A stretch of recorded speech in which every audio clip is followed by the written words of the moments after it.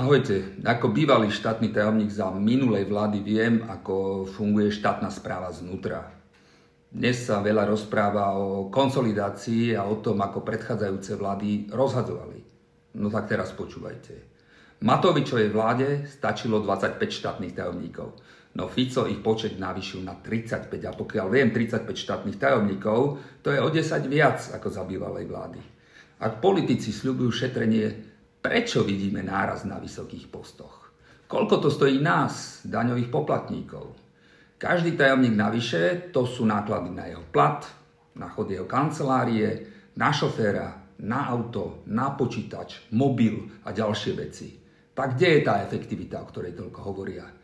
Z vlastnej skúsenosti viem, že menej ľudí často dokáže urobiť viac, ak je systém dobre nastavený. A keď som bol štátny tajomník, videl som, kde sa dá šetriť a ako robiť veci efektívnejšie. Viete, mne nejde o to, aby sme len kritizovali.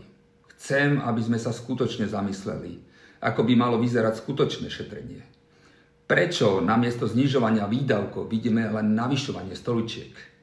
Napísal som o tom nový komentár na www.sita.sk, kde to rozoberám podrobnejšie aj s číslami, a navrhujem, ako by sme to mohli zmeniť a zlepšiť.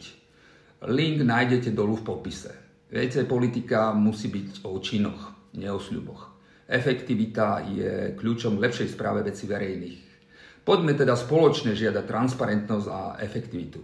Zdieľajte toto video, pridajte svoj názor a ukážme, že nám na tom záleží. Ďakujem a do čítania diskusí, priatelia. Pekný deň.